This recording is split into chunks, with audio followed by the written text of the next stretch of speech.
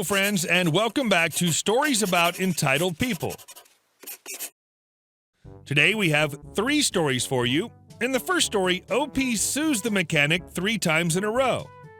Don't forget to subscribe to our channel if you're new here and turn on notifications so you don't miss a new video every single day. And our first story. Bippity boppity, sell me to lies. Boppity bippity, sue you 3 times. Oh man, there was a mechanic in my hometown. One of my friends goes in and gets something done. The mechanic says he needs new radiator hoses, so this kid pays for new hoses. A few months later, his mom takes the car back in for an oil change, and guess what? Same mechanic says she needs new radiator hoses. She tells her husband, and her husband drops by. This is where it gets good. Husband, you said I needed new radiator hoses, right? Mechanic, yeah. Husband, how long are those supposed to last? Mechanic, a few years. They get rigid and run the risk of leaking. Husband, I got my radiator hoses changed out a few months ago. Would you sign an affidavit saying that the last mechanic to work on my car charged me for work he didn't do? Mechanic, sure. The husband then used the affidavit to sue the mechanic for 3 times the cost of the work, standard in Texas, and split it with his son. For those who are confused, there's only one mechanic in this story. The paper he signed was testimony against himself. And our second story. Not valid unless signed. In high school, I worked the front desk of a Super 8 motel. The area I lived in was a heavily traveled tourist area. There were many times our rooms would sell out. This particular weekend was graduation week for the high schools and local university. When I came on to my shift at 4 p.m., our 100-room motel had only 4 rooms available that quickly sold out. Once the motel was sold out, my job was pretty easy. All I had to do was check in guests who already had a reservation and explain to the occasional foreign tourist that no vacancy meant we were sold out of rooms. During this time period, Super 8 was running a company-wide website promotion where the first 888 people to book online every day got an $8.88 room. A huge family of people walked into the motel, and a man with the group informs me he has 5 rooms reserved. I pull up the reservations and see 1 room at the promotional $8.88 and the other 4 rooms for $79.99. I gather his ID and confirm his information. The guy instantly gets PO'd when I inform him the price of the rooms. He yells before I can say anything and is demanding to speak to a manager as he was guaranteed to have 5 rooms for $8.88. I politely explain to the man that I am the only employee on duty and the $8.88 room is a special promotion that only applies to 1 room. I further explained to him how lucky he was to score the promotional rate as there are a finite amount throughout the country and they sell out quickly. The man continued to scream at me and his wife also begins to yell at me. I sat there calmly trying to defuse the situation while another family member began calling around to other hotels to get a better rate. The whole family finally stepped outside and informed me they were going to call corporate and I was going to be fired. After about 15 minutes, the man walked back into the motel and conceded he would just pay for the rooms and implied the extra money would be taken out of my paycheck when corporate found out what I did to his room rates. He threw his credit card on the counter and it bounced behind my computer monitor, causing me to have to unplug the monitor, move it out of the way, and dig through a mess of dusty cords to get it. Once I managed to get his credit card, I saw on the signature line he had written CID in big bold letters, taking up the whole panel. I then told him, "I'm sorry, sir, but this card isn't valid. I cannot accept this as payment." He immediately started screaming again, "How the F would you know that? You didn't even swipe it. You're a effing moron." I then calmly showed the man the back of his card that said, "Authorized signature required, not valid unless signed." The man then proceeded to inform me where I could stick my head and yelled, "Cancel the rooms," as he left the lobby. After he left, I was able to sell the empty rooms in about 2 hours for over $150 each. The family did return to the hotel about 4 hours later, and the wife came in asking about empty rooms. I think she thought I wouldn't recognize her, and I was happy to inform her we were sold out. The guy did call and complain about me the next day to management, but they didn't care because I sold the rooms for over double what the guy would have paid. I'm sure the family ended up having to drive 2 hours away to get a room in the next big city due to everywhere being sold out. The old "I'm gonna get you fired" line roughly translates as "I'm going to make absolutely sure you won't help me in the slightest." And our last story. Refuse to provide accurate investment percentages and take me off reporting team? Enjoy being fired and losing equity in the business? I work for a very large financial company. Like the tech industry, occasionally we want to pursue market opportunities in areas we're not necessarily experts in, and it's much easier and faster to buy either whole or controlling interest in a specialized investment company or advisor in order to acquire their talent, resources, and industry connections, commonly called an acqui-hire. Several years ago, we acquired a controlling interest in one such company as an incentive to keep the talent on board and minimize disruptions to their business. Instead of buying them outright, we bought about 2/3 of their interest and the management bought the remainder.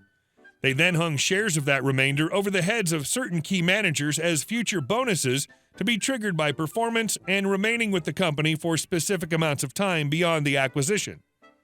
The CIO of the company was one such employee. We shall call him A-hole CIO. This guy was a piece of work. He prided himself in having attended some university, I forget which, and felt that anyone without a certain title or higher was beneath him. He was used to being a big fish at his company, but didn't quite get that guys like him and his new corporate parent were a dime a dozen. I worked on the acquisition of his company and interacted with him fairly regularly, and while he was super nice with my boss, he never wasted an opportunity to be condescending to me, even though I was doing the bulk of the work. His favorite move was to refuse to answer my calls or emails and instead instruct his secretary to reply on his behalf after I had reached out to him multiple times about the same thing. Luckily, his secretary was awesome and, in my humble opinion, probably good enough to have done his job. Anyhow, as a result of the acquisition, the company now had to report a host of different activities to the parent company on a fairly regular basis. One of these things was the percentage ownership of certain investments in a wide range of funds by a host of different entities. The thing to know is that as you invested in these funds, your entity acquired an equity stake that varied somewhat from reporting period to reporting period based on the performance of the fund and how much you were invested in it at the time. Unless the size of your investment changed substantially, the percentage variation in the ownership stake varied very little from one period to another. Still, those fluctuations had to be reported regardless of size. I tracked these for a host of similar companies owned by the parent company and had developed a reporting system that all of them used, which ensured detailed and accurate reporting. Everyone, that is, except for this company, which at the express direction of their a-hole CIO refused.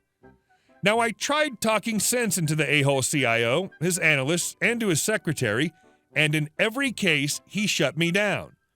Instead of supplying the information in the manner requested, he sent me an automatic performance summary generated by different software and told me to figure out the numbers by myself, because his staff didn't have the time to change their methods and accommodate me. Of course, I went to my bosses with this, and their advice that since this was a new company and we really wanted to build good relations with them while we were integrating them into our business, to just play along and try and play nice with this guy. In other words, make the best of it. I did exactly what they ordered me to do. Every single reporting period for a year, I took their crappy report, fleshed out their numbers as best as possible, and reported them, fully knowing they were inaccurate. Every single time I interacted with their staff, I made sure to tell them this and to ask them to please use the system every other investment subsidiary was using. Every single time, they came back with orders from the a-hole CIO to refuse. Around that time, the a-hole CIO decided to grace us with his presence and flies in to do a meet and greet with our team. My boss and I even had a one-on-one meeting with him. A-hole CIO comes into the room, greets my boss, then proceeds to ignore that I'm standing in front of him with my hand out waiting to shake his, even look me in the eye while proceeding to ignore me in front of my boss. I waved off his behavior and time passed. About 6 months later, the parent company decides to audit their business, and what do you think they find? Yep, they find that all their equity and performance reports are off, sometimes way off. Of course, the president of the sub gets a call from my boss's boss, the parent company's CIO gets an earful. They in turn pull in the a-hole CIO and give him an earful about their reports. he immediately proceeds to throw me under the bus.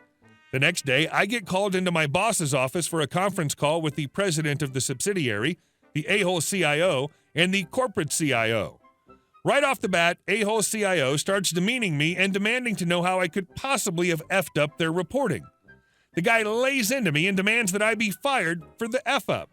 By now, I'm tired of this guy's bullcrap, and I'm done playing nice with him, so I ask to be excused, get my laptop, and return. I then proceed to forward and quote email after email evidencing my request for compliance and his express refusal to do so, for a year and a effing half. The corporate CIO thanked me and asked me to step out of the meeting. A couple of days later, my boss pulls me aside to tell me that going forward, the subsidiary will be reporting all figures as per my instructions, and the a-hole CIO had gotten the butt-chewing of a lifetime by his and my bosses. However, while he agreed to comply going forward, he demanded that I no longer be a part of the reporting process. My boss told me not to worry about it, that it was one less thing for me to worry about, and the a-hole CIO was just being vindictive because I'd embarrassed him in front of his bosses. Fair enough. I passed the process on to someone else and enjoyed the reduced stress. I still had to interact with the company's analysts on direct investments, but I no longer had to interact with the a-hole CIO, which was fine by me. Fast forward 2 months and I find out that a-hole CIO has been fired, and that it was his handling of my report that caused the corporate CIO to order a review of this guy's investments and reporting at every level. They found discrepancies everywhere, sometimes serious ones. It seems he'd been fudging numbers in order to report better performance than he was actually generating because he was not one of the initial equity holders, but was one of those managers who'd been offered equity stakes in the company based on performance and longevity. His refusal to play ball with my little report ended up shining a light on his activities, which ultimately cost him his job and a very lucrative equity stake in the business, which was probably worth 7 figures. Hey guys, thank you all for watching the video. I'll see you in the next one.